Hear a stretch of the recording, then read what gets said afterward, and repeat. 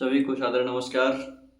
आज के इस वीडियो में हम चर्चा करेंगे बीए प्रथम सेमेस्टर जो छत्तीसगढ़ के छात्र हैं उनके लिए ये वीडियो है। बीए प्रथम सेमेस्टर के जो राजनीति विज्ञान के छात्र हैं उनके लिए खास करके 6 तारीख को आपको परीक्षा है। और जो प्रश्न पिछले दिनों आए थे, जो बीएससी के बच्चों ने जी में पॉलिटिकल थ्योरी में जो क्वेश्चन दिए वही क्वेश्चन आपको आने की संभावना है। मतलब जो जो उनका सिलेबस था सेम सिलेबस आपका भी है। तो उनके लिए जो प्रश्न आए थे 20 तारीख वाले एग्ज़ाम में, उनमें से कुछ प्रश्न तो निश्चित रूप से आएंगे, नहीं आएंगे ये दूसरी बात है। पहली बात ये है कि हमें एक नज़र ज़रूर देखना चाहिए कि प्रश्न किस प्रकार के आ रहे हैं। मुझे अनुमान नहीं था, लेकिन मैंने जितने क्लासेस में चर्चा की हैं, अगर आपने डेली क्लास किया है तो मुझे लग रहा है कि 10 में से 6-7 क्वेश्चन ऑब्जेक्टिव में आ गए हैं। ऑब्जेक्टिव में 6-7 प्रश्न आना, जब मैं प्रश्न देखा तो मुझे आश्चर्य लगा कि मैंने तो उम्मीद भी नहीं की थी, क्योंकि इस बार पैटर्न नया था। छत्तीसगढ़ राज्य में इस बार पहली बार न्यू एजुकेशन पॉलिसी लागू हुई है, तो उम्मीद बहुत नहीं था कि क्या प्रश्न आएंगे। बस ये था कि हो सकता है इसी टॉपिक से आनी चाहिए। मैंने उस टॉपिक पे काम किया, उस टॉपिक को आपको बताया, और जब मैं प्रश्न को देख रहा हूँ तो मुझे आश्चर्य हो रहा है कि हमारे 10 में से करीब 6-7 प्रश्न जो हैं सो हमारे क्लास में चर्चा हुए प्रश्न हैं, और काफ़ी चर्चा हुई इन प्रश्नों पर।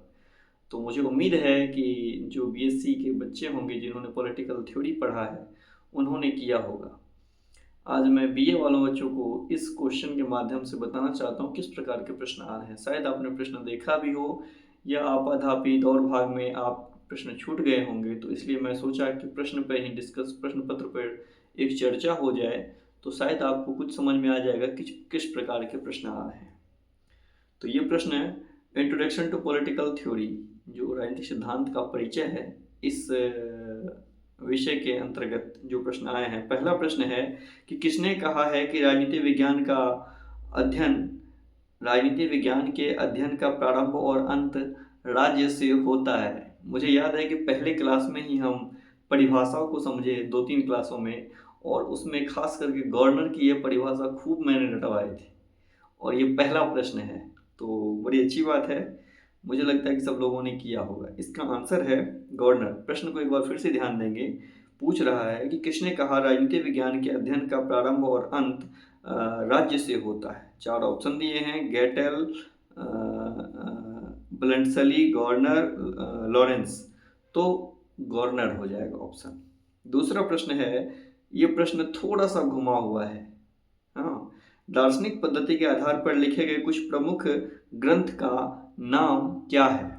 अरस्तु का पॉलिटिक्स, प्लेटो का रिपब्लिक, मॉन्टेस्क्यू का स्पिरिट ऑफ लॉज। इसमें से कोई नहीं। हमने 2 पुस्तकों पर चर्चा की है, अरस्तु के पॉलिटिक्स पे और प्लेटो के रिपब्लिक पे। तो इसमें प्लेटो का रिपब्लिक हो जाएगा। दर्शन का जो दर्शन राजनीति विज्ञान का जो दर्शन शास्त्र है, इसमें दर्शन पद्धति है, उसके पिता ही प्लेटो माने जाते हैं। तो इसका आंसर हो जाएगा प्लेटो का रिपब्लिक। तीसरा प्रश्न है, लेवियाथन किसकी रचना है। तो लेवियाथन हॉब्स की रचना है। लेवियाथन किसकी रचना है, हॉब्स की रचना है। चर्चा हुई थी शायद। अगला प्रश्न है कि कौन सा तत्व राज्य को अन्य समुदायों संगठनों से अलग करता है। बहुत अच्छे से चर्चा हुई है। कौन सा तत्व राज्य को अन्य समुदायों संगठनों से अलग करता है। तो भूभाग, प्रभुसत्ता, प्रशासन या जनसंख्या। निश्चित रूप से जिन्होंने क्लास किया है उनका जवाब होगा, और वो है प्रभुसत्ता। अगला प्रश्न है, ये जो 10 प्रश्न है ना ऑब्जेक्टिव के, पहले प्रश्न के अंतर्गत है। तो उसमें अगला जो प्रश्न है 5वां, कि अधिकार वह भाग है जिसे समाज स्वीकार करता है और राज्य लागू करता है। यह कथन किसका है। हाँ, इस पे थोड़ा सा मैं मान सकता हूँ कि ये प्रश्न क्लास में चर्चा नहीं होंगे। अधिकार के बारे में हमने लिखाया जरूर होगा, लेकिन ये प्रश्न ऐसे पूछ देना थोड़ा सा लगता है। तो क्वेश्चन एक बार फिर से सुनेंगे और आंसर सुनेंगे कि अधिकार वह भाग है, अधिकार की परिभाषा है, अधिकार वह भाग है जिसे समाज स्वीकार करता है और राज्य लागू करता है। यह कथन किसका है। तो यह कथन है बोशांके का। 4 ऑप्शन इसमें भी हैं, बोशांके, ग्रीन, लॉस्की, मैकइवर। तो बोशांके का हो जाएगा। अगला प्रश्न है, किस विद्वान के ग्रंथ का शीर्षक व्यक्ति बनाम राज्य है। इसमें है लॉस्की, अर्नेस्ट बार्कर, कांट और हर्बर्ट स्पेंसर। तो इसका आंसर हो जाएगा हर्बर्ट स्पेंसर की जो पुस्तक है उसका शीर्षक था मैन वर्सेस स्टेट, मतलब कि व्यक्ति बनाम राज्य। अगला प्रश्न है, निम्नलिखित में से किस देश में एकात्मक शासन है? क्लास में अच्छे से चर्चा हुई है। ऑप्शन है इंग्लैंड, अमेरिका, कनाडा, ऑस्ट्रेलिया।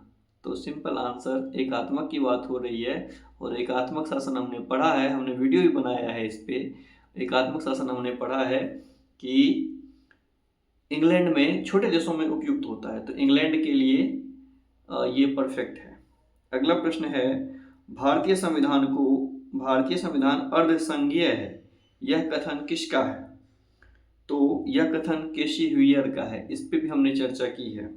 अगला प्रश्न है, अध्यक्षात्मक शासन प्रणाली का सर्वोच्च उदाहरण कौन सा देश है? इस पे भी हमने वीडियो बनाया है, इसका आंसर है अमेरिका। अगला प्रश्न है, भारतीय संविधान, ये तो हो गया, भारतीय संविधान अर्धसंघीय है। हाँ, अंतिम प्रश्न है कि मताधिकार व्यक्ति के विकास के लिए आवश्यक है, यह मान्यता किसकी है? तो इसका है 4 ऑप्शन, जनजातीय सिद्धांत की, नैतिक सिद्धांत की, कानूनी सिद्धांत की और सामाजिक सिद्धांत की। तो ऑप्शन सी हो जाएगा, कानूनी सिद्धांत की। ये 4 ऑब्जेक्टिव के 10 प्रश्न हैं। बाकी प्रश्न को हम दूसरे वीडियो में बना देते हैं अभी आपको। धन्यवाद।